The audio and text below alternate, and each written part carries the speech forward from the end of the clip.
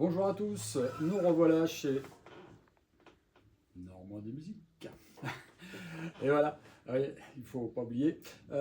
Et du coup, ça fait un petit moment qu'on n'a pas fait de vidéo et puis on n'avait pas trop le temps. Donc là, ça y est, on a un peu de temps, on refait des vidéos. Et il y en aura de postés à la suite dans les semaines à venir. Et j'avais envie de me faire plaisir aussi un petit peu. Et on ressorte un petit peu les canadiennes qu'on adore tous. Les petites Harry Lutry qui sont pas si petites que ça, hein, parce qu'elles ont conquis quand même pas mal de gens hein, depuis tant d'années. Et ouais, c'est l'occasion de refaire un tour sur les Harry Lutry parce que je vais vous montrer 3 Harry Lutry qui sont dans la même catégorie de prix, de qualité et de fabrication. Donc toutes fabriquées au Canada, contrairement à un modèle que je vous avais présenté qui était fabriqué en Chine. Maintenant, il faut un modèle qui est en Chine qui est très bien aussi, hein. D'ailleurs, pour les petits budgets, optez pour ce genre de modèle parce que c'est vraiment très très bien, c'est hyper chaleureux, c'est bien construit, ça sonne vraiment très très bien et ça ne vaut que dans les 400 €. Donc c'est vraiment pas cher et c'est super. Voilà, on est au modèle canadien qui sont un peu plus chers évidemment. Après la qualité sur ces modèles-là, ça vaut quand même, ça vaut quand même le coup si vous avez les moyens, d'acheter plutôt ce modèle-là, qui est logique. En tout cas, moi, c'est plus sur ces modèles-là que je me concentre. On va faire un tour là d'une petite Legacy qui est magnifique. Très très belle table avec un marron vintage, je sais pas trop, Bourbon Burst ils appellent ça, mais qui est magnifique. Hein, avec une table qui est vraiment chouette. Moi j'adore, même le dos là, je vais vous montrer, il n'y a pas, c'est chouette. Moi j'adore ça.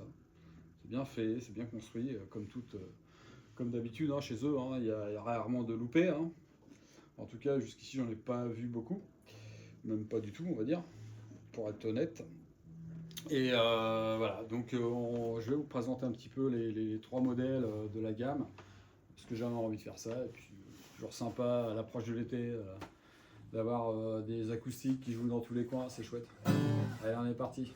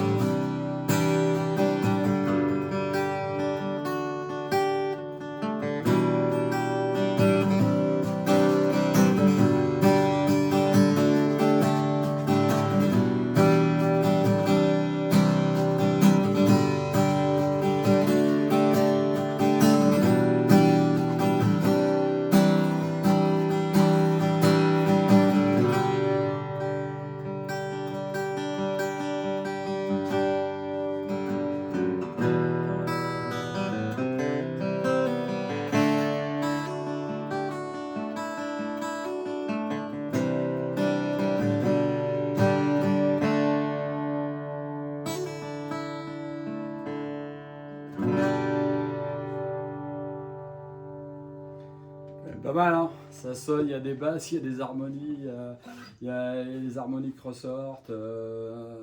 C'est pas, voilà, ça fait pas mal à l'oreille, c'est très chaleureux. Très très facile à jouer aussi, hein, justement, du coup.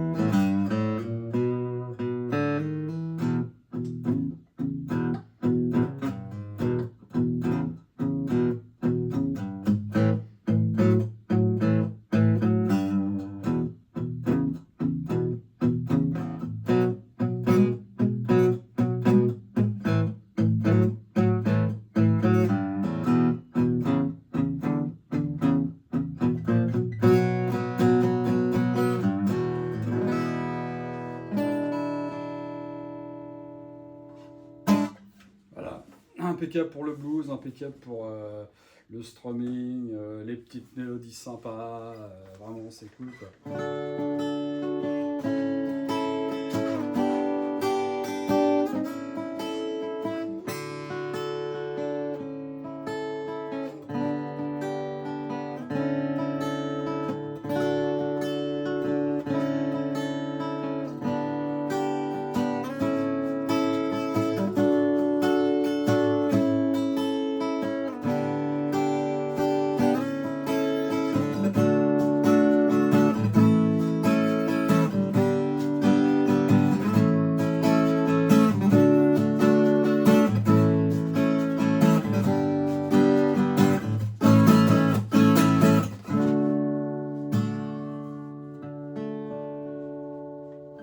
Voilà, c'est chantant, hein, c'est chouette, moi j'adore. Ça, c'est voilà, une guitare qui dans le temps en plus va prendre un son d'une qualité super chouette.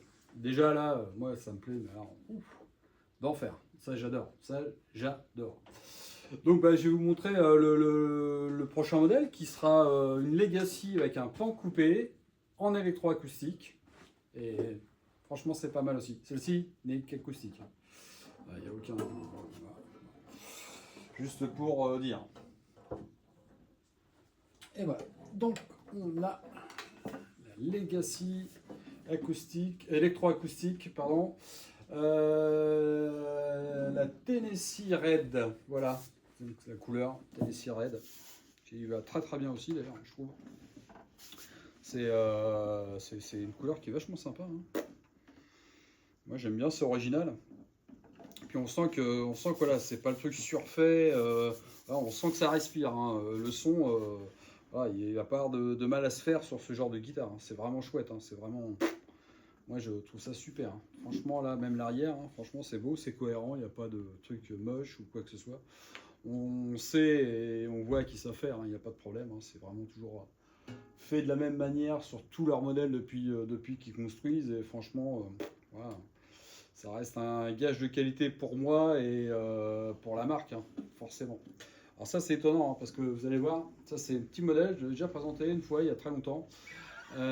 Et ça sonne super bien parce que ça sonne aussi bien en acoustique qu'en électro, ce qui est assez rare.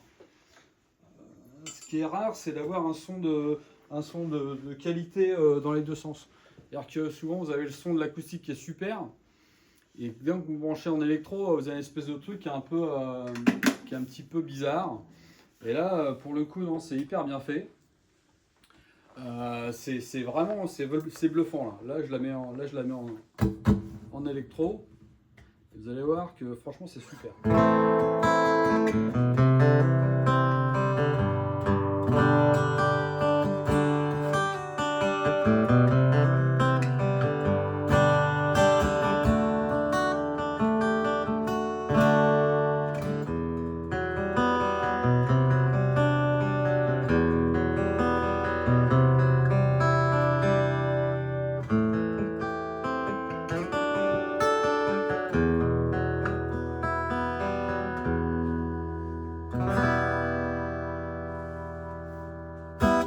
Et là, si je coupe l'ampli, voilà, à 0, là on aura que l'acoustique.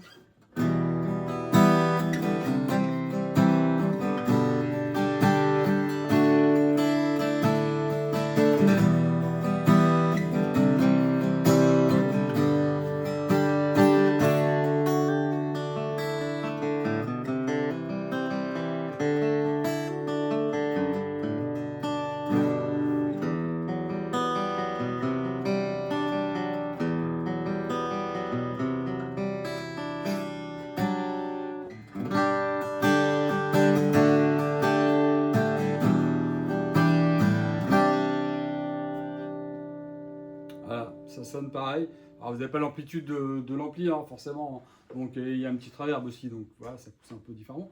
Mais la qualité du son est la même. C'est-à-dire qu'en fait, guitare là, si vous la mettez sur l'ampli, sur n'importe quel ampli acoustique, électroacoustique, qui aura un réglage à peu près droit, on va dire normal, vous aurez exactement le même son. Ça, c'est quand même une qualité parce que c'est rarement le cas. C'est rarement le cas. Je l'avais déjà dit dans une vidéo pour d'autres guitares, mais là, il y a un gros travail sur le préampli Fishman. Là, c'est un Presis 2, un beau petit préampli Fishman qui marche vraiment très très bien, qui n'a pas l'air comme ça. On dirait tiens, c'est tout en plastique, mais je vous assure que franchement. En ce moment, ce qui équipe toutes les haut de gamme guitares, en ce moment, il y a beaucoup ce préampli. Hein. D'ailleurs, il équipe beaucoup de gammes hein, de guitares en ce moment. Du très haut de gamme, comme des gammes plus petites, à 400-500 balles, j'en ai vu, honnêtement. Et franchement, c'est très bien parce qu'il est très très bien conçu, il fonctionne hyper bien. Je pense il y a un petit côté Graal du préampli électro, hein, pour moi, je trouve. Hein. Que franchement, le rendu, il est vraiment exceptionnel. Bon voilà, donc si ça déjà ça vous plaît en acoustique, vous imaginez bien que le son électro que vous avez entendu en premier, voilà, vous ne serez pas déçu si vous voulez ce genre de modèle. Surtout ce modèle. Parce qu'en plus elle est très ergonomique. C'est une guitare qui, étonnamment a une projection hyper dynamique et chaleureuse. euh, et qui n'a pas une caisse très grosse finalement. C'est pas une caisse fine, mais c'est pas une grosse caisse non plus. Donc voilà, on va comparer ça tout de suite avec l'autre modèle que je vais vous montrer, qui est le modèle iconique de la marque, pour moi, puisque c'est comme ça que j'ai connu cette marque-là il y a longtemps, hein, quand ils ont démarré dans leur distribution d'instruments en Europe. Donc, même si au Canada, voilà, c'est pas. Mais quand ils ont distribué ça, ils sont venus avec ça, avec ce format-là.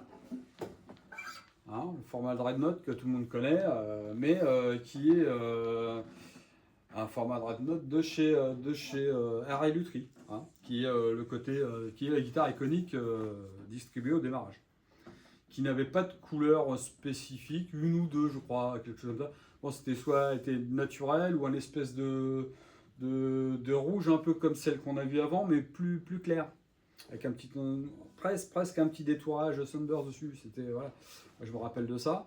Et ben déjà, c'était déjà la révolution à l'époque. Hein. Ça sonnait déjà super bien, tout le monde en voulait, c'était la folie. Hein. Bah, aujourd'hui, ces guitares-là sont encore sur le marché. Il y a même des gens qui les collectionnent, c'est-à-dire que dès qu'ils en voient, ils les achètent. Hein. Parce que des fois, il y en a qui savent pas trop ce que c'est, ils vendent ça pas cher. Et c'est l'occasion aussi, des fois, de trouver aussi d'occasion, si vraiment vous n'avez pas les moyens. Bon, enfin, maintenant, avec la série chinoise qui est quand même vachement bien à 400 balles, dans les 400 balles, moi, je vous dis, le meilleur choix, c'est quand même d'acheter ce genre de... Parce que après, la guitare, on ne sait pas comment elle a été traitée. Hein. Ça se trouve, Truss Rod, elle a été manipulée 50 fois. Et puis voilà, puis ça répond plus. Et puis bon, bref. Tout à chacun de faire ce qu'il veut. Hein. Moi, une guitare électro ou une guitare acoustique, je suis plus pour acheter quelque chose en magasin, même si c'est pas forcément neuf. Bon, on va avoir une garantie, mais voilà. Mais ce sont tout ça pour vous dire que les R.I. Lutry, pour moi, ça reste des super bonnes guitares. En fait, toutes les gammes canadiennes qui sont issues de chez Godin, donc toutes les marques, on en parlait déjà une fois. Hein, il y avait, quand je vous ai présenté la Sigul aussi, la S2, que j'ai eu à peu près le même modèle quand j'étais jeune. Et ben voilà, tout ça, c'est des guitares qui sont super bien, hein, et qui prennent une chaleur incroyable dans le temps et qui sont parfois recherchées. Donc on va passer sur ce dernier modèle iconique. Et franchement, ouais, l'ampleur est plus importante. La caisse est un petit peu plus épaisse et un petit peu moins fine. Voilà, bon, ça ne me gêne pas, hein, c'est pas non plus une grosse Dreadnought. Hein, il y a des fois, les Dreadnoughts vous êtes comme ça des fois pour jouer. C'est un petit peu le cas chez Yamaha. J'ai remarqué que chez Yamaha, elles sont très, très hautes. Et je préfère ça. Allez.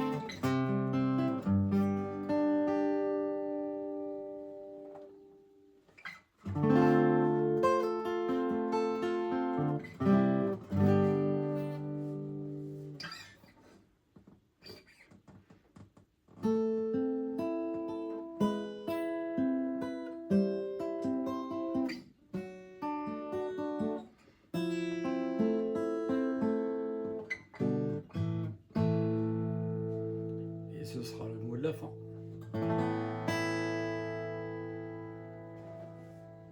Venez les acheter chez Normandie Piano ou chez Normandie Musique à Parville. Vous serez bien servi avec des gens super sympas et vous allez voir, ça va bien se passer, il n'y a pas de problème. Vous avez le paiement en 3-4 fois sans frais, évidemment, ce qui est super bien, c'est cool. C'est des gens super sympas et vous allez voir, vous allez passer un bon moment. Et il y a de super belles acoustiques canadiennes et autres. À la prochaine!